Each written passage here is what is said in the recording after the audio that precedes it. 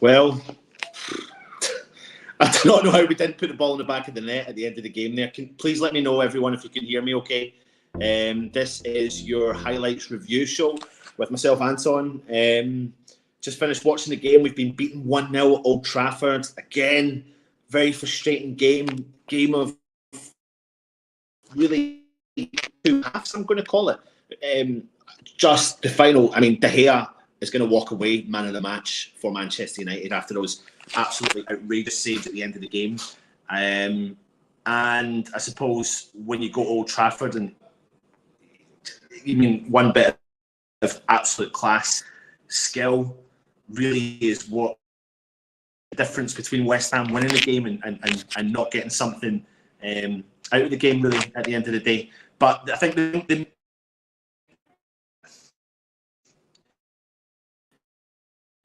world-class saves at the end of the game. I think I can name you 3 or 4 top-notch, at full strength, at full stretch saves. That's the difference between West Ham walking away again with a point or more than that. Very, very frustrating, West Ham.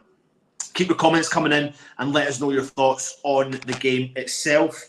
We, of course, started with the lineup we pretty much predicted, apart from we didn't really know if Dawson was going to be available for the game himself. I'm just going to get you some stats while I'm waiting to be joined by Matt also. But yeah, I think all in all, I don't know what to. I'm a bit. I don't know. I think teams like Manchester United, they're there for the taking, aren't they? And it's about how you sit up against these teams. We've seen it all weekend. We've seen it for the last few weeks. When you think about like Liverpool and Leeds, and you think about Leeds taking the game to Liverpool, and what like when you do that, these teams are struggling against the teams in the league. Like they don't know how to cope with what's coming up their neck of the woods.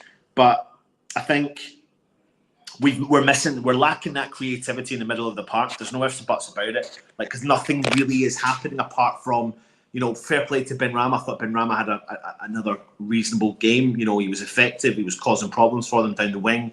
I thought Bowen was really quiet, and that really had a knock-on and negative impact down on the right-hand side for West Ham. Kira had a very kind of topsy-turvy game.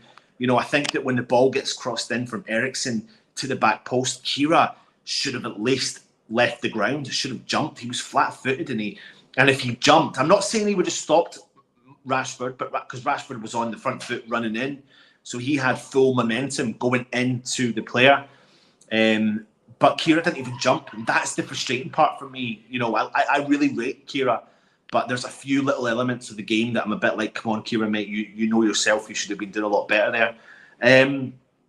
But when you go into the second half, it's a much more all-round performance. Everyone steps up to the plate, they drive forward, and we caused them problems in particular in the last 10 minutes. And they really were struggling, and I'm really just so disappointed. They, like, literally, again, De Gea, the difference. De Gea is the difference. The goalkeeper is the difference between us putting the ball in the back of the net. Of course, we lost Lucas Fabianski. Areola came on. I thought Areola had a good game. His distribution, as everyone has been saying, was so much better. Like, you could easily see the distribution there. You know, he was pinging balls, he was finding the players up the field. And you can picture, as soon as our players start to come back from injury, that this is something that will gel together as a team. You know, Scamacca is missing the creativity from Paqueta. There's no ifs or buts about it. Cornet, we're missing his, you know, progressive style of football. Absolutely, that has an impact on how West Ham play. You know, you can see what Aguerd's going to offer to this team. So we're just a few players from making everything click, and that is where I think we're at, genuinely. And I do think we should have walked away minimum with a point. I really do. I think we've gone to the game and done enough in the game to at least walk away with a point. If I bring you the stats for the game, it's 53% to Man United to West Ham's 47%. They had 16 shots and we had 13. They had 3 on target and we had 5 on target. They had 7 off target and we had 2 off target. But you can see there, like, it was pretty split in terms of statistics, in terms of ball possession and all that sort of stuff. Passes, they had 482 to our 408, and they both with 83% success rate in our passing. So I can't really fault particular players like Downs. I understand why he's had to start in that position. I get it. He holds up the plate in like up in the opposition half and allows other teammates to come in. But we were definitely slow in the uptake. We were definitely slow in the counter, and that definitely had a slower vibe for us moving forward. We've always noticed that, haven't we, really, when the ball gets played behind the defender, we stop and we put our head up and then we hold on to the ball, and then the next thing, Man United have had time to put the bodies behind the ball. And I think the difference between players like Aguerd is that they don't necessarily do that. Aguerd gets the ball when he thinks forward straight away. Paqueta gets the ball, he thinks forward straight away. Cornet gets the ball, he thinks forward straight away. So they're 3 changing style of footballers that West Ham have definitely missed. Let me jump through the comments and see what everyone is saying here. Epic Hashtime is saying, if Fabianski was Man United goalkeeper, we would have scored at least 3. Mandy G, we played with fear and apprehension until the last 10 minutes. We had 2 free kicks in their half and it ended up going back to Fabi. I know that's I think the slow in the uptake of getting forward is definitely one of the biggest issues there. Adam Cook says, we just can't score, need to sort this out, and we keep starting slow, but don't get any luck in front of goal. Man United are getting top 4. They are average at best. And I think you're right there, Anthony. But again, Moyes will be critical in terms of putting the ball in the back of the net. Antonio came on the park. He really suited the game. I thought he had actually a good game for West Ham. Definitely better than a Scamacca game, but it was that kind of backs against the walls and let's charge at them and see what we can do. Ben, I completely agree with you, mate. Gutted we deserved the point. We absolutely did. Trini says, as much as we do not like it, we have set up like this against the so-called bigger 6, make it hard for them, then just take our chances. Let's bring Matt into the game. Matt, would you describe it as game of 2 halves, mate? Well, I was just going through the ending. I was going through the stats, and we only had we had 47% possession at Old Trafford, and we had more shots on target.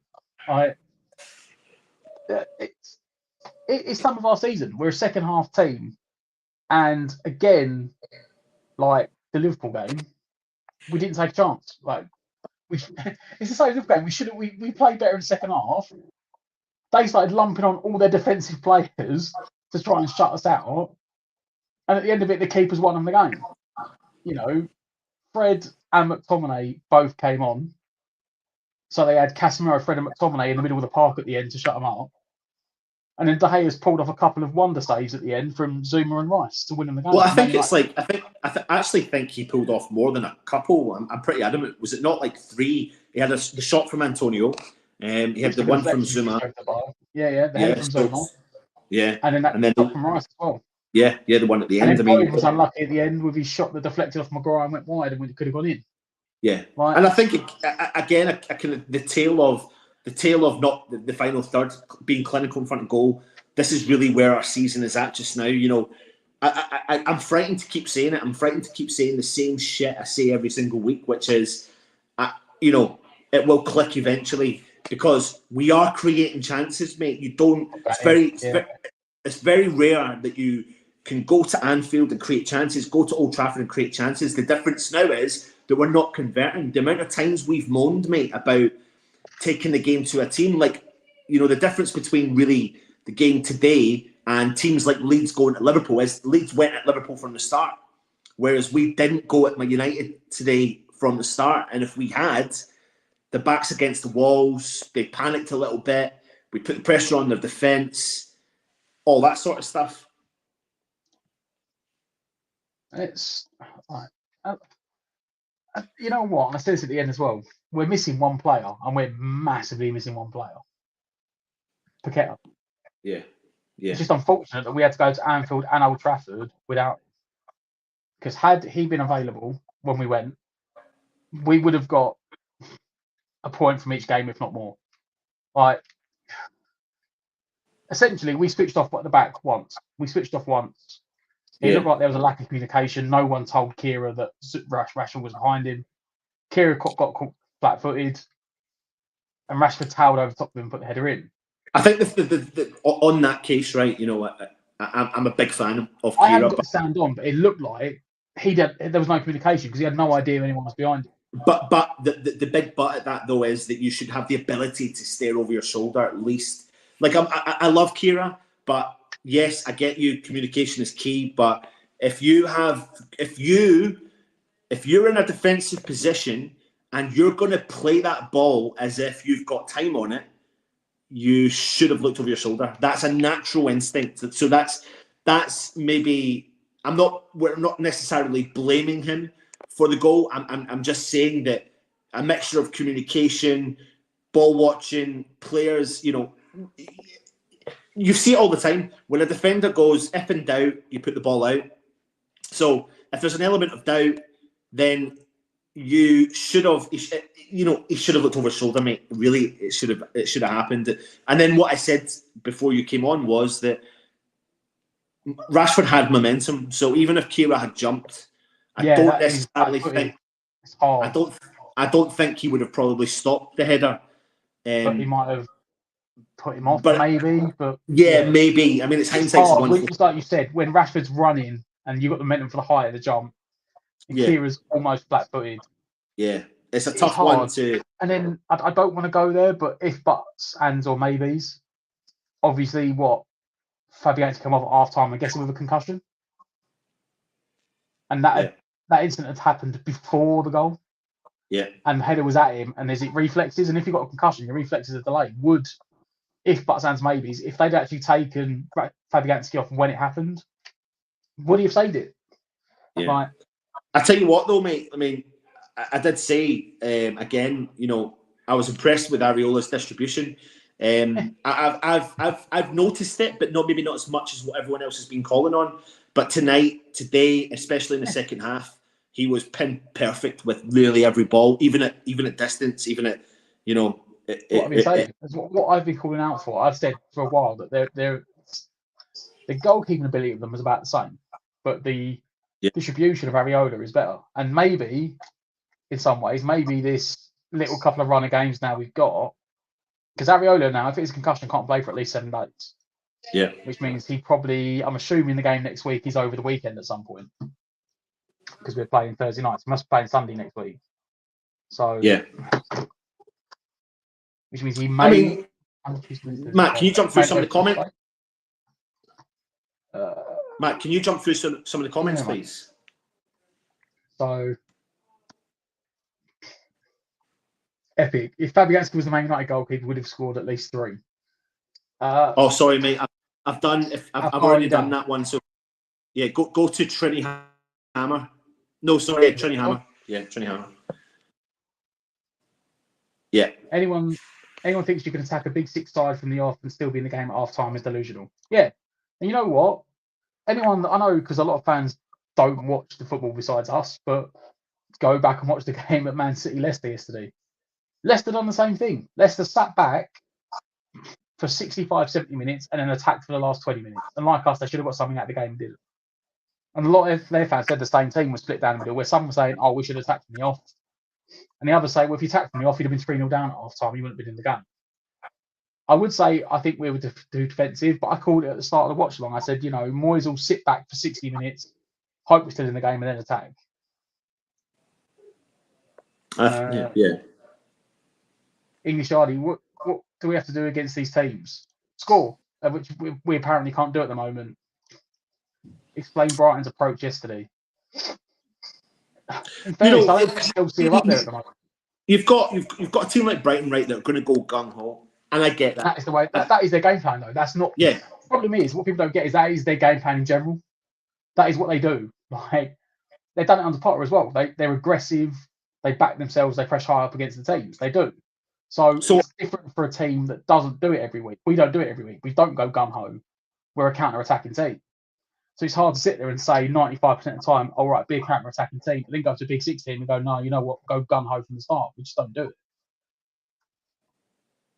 Is there a difference between going gung-ho from the start, like Brighton, week in and week out, who get, you could say, sporadic results, a mixture of, they're doing well this year, but over the last 2 years or 2.5 years, haven't had as much success like West Ham in terms of consistency? Like, it's fine to turn around and say, go at it week in and week out, go at it week in and week out, but, you're going to be on the receiving end of some... Yeah, you'll be on the receiving end of some bad results while you do it. Like doing it like I'm really form at the start of the season. Matt, can you hear me, mate? Yeah, I can now. But also, like I said about Brighton, was that this is actually their first win. Yesterday was their first win in about 5 games. I think as their first win in 6 games, the first win as a new manager. So it's skewed by the fact that yes, they do have a go at teams. Yeah, they did. They had to go at Liverpool, but they drew 3-3. And yeah, they're right. They had to go yesterday, but they won 4-1, and they scored 1 goal in the 90th minute based on the counter attack, and they scored 2 own goals. Yeah, we're not getting that rub of the green. That bit there with the 2 own goals, we're not getting that. Yeah, on another day, that chance at the end when Bowen hits it hits Maguire. It deflects off the inside of his leg and goes in the bottom corner. It doesn't go wide of it, and the guy clears it. Yeah. I think for me, mate, it's I get the gung ho attitude. I get it. Like, go for it.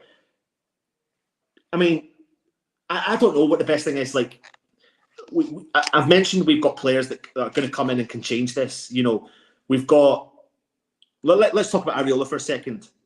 Distribution definitely a lot better. I'm not remotely slagging off Fabianski. Fabianski's shot stopping, all that malarkey, top notch, great. Areola, same. Distribution seems a lot better. You've got Aguerd that can come in. He's going to play progressive passing. Several times on some of our counter attacks today, as we normally are, we were a bit slower again. We were slower in the uptake, and I think that's just the subject of the situation we're in, where we don't have the Paquetas, the Cornets that think like as fast as what we as fans think, if that makes any sense. Essentially, those players are what we as fans want when we're on the counter. Get the ball forward quickly. Don't stop the ball dead, put your head up, and then look who's available. And that's where a couple of times in our counters today that we lacked. We definitely lacked that. We lacked a lot of things, but for me, I say the thing that you talk about the most we lacked was that, like I said, we rushed it at times.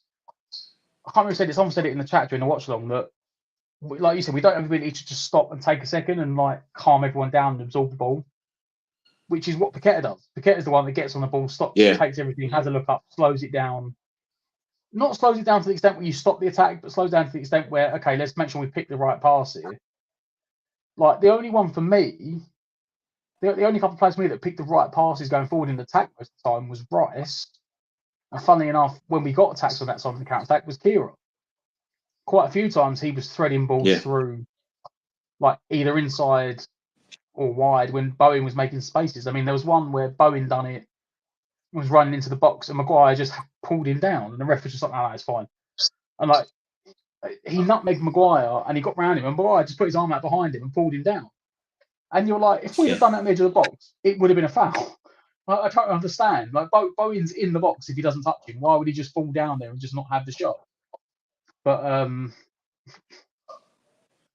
it's a frustrating game. Yeah. What can you say? It's I one of think them. Again, we should have got more it is out of it than we frustrating. did. It's frustrating, but as Hammerhead says here, De Gea kept them in that game, mate. He did. Like, you're talking about, you're going on 3 world-class saves from him. Yeah. Well, that's the thing. If you go back to the end of it, the game, as soon as a full-time whistle went, all the Man United defenders were jumping on De Gea because he'd won them the game. His performance there, he said them 3 big saves. For me, really is the 2 big ones was the Zuma one, when he's actually going the wrong way and he's come back and I think did Clue it onto the outside of the post or just put it wide for a corner. And then the Rice one at the end, I thought that was in, all ends up. Yeah. I thought Rice, he got the instep connection on it, but he got the pace and power on it as well, and he got the dip. I thought that's in, and he put that wide, and I was like, oh. Yeah. And then we just never got the luck from a corner. We never got the rebound luck that we Matt, needed. can I leave you to do the end of the chat because I'm struggling for connection here. Yeah, it's Yeah, mate. Yeah. I'll let you finish it off, all right, mate? Yeah, mate. Cheers. No worries. Take it easy, everyone. Thank you. Right, as I said, it's another frustrating game. Yeah, Ten Hag was more concerned with stopping us than trying to score again. Hence the defensive subs. Yeah, he saw that we were going in there, and we were getting near at the end. We were. They were very much on the ropes at the end. And he's much like Klopp did. You know, they chucked everything on at the end to try and keep us out. It's one of them. I said we had possession, we had high possession, we had a bit more shots on target. De Gea won the game at the end. We made one defensive mistake, couldn't take advantage of it. Could we have gone from the start? Maybe. You all sit there saying if but sounds of maybes now. It is what it is. We go again. Well, I was going to say we go again Thursday, but you know what? I'm not particularly worried about Thursday. I'll say we go again next weekend.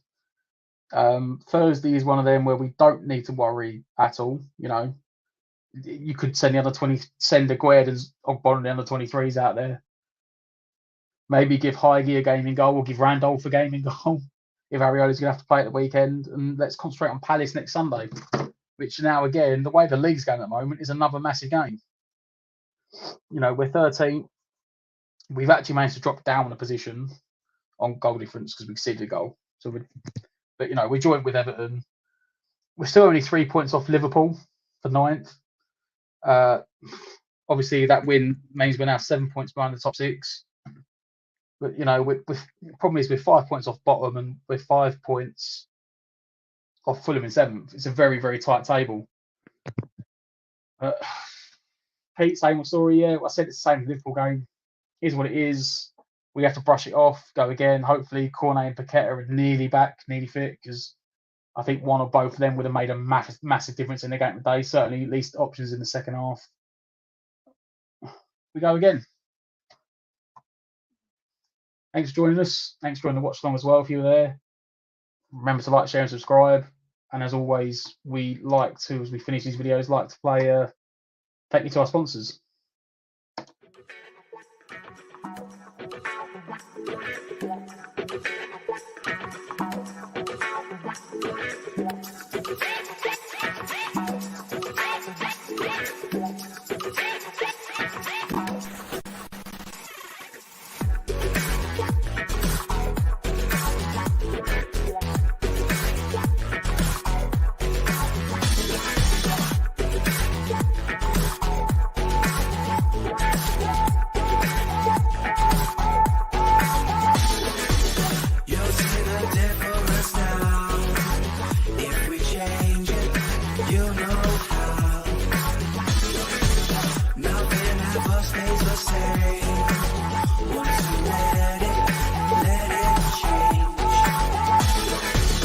It's like a family tree.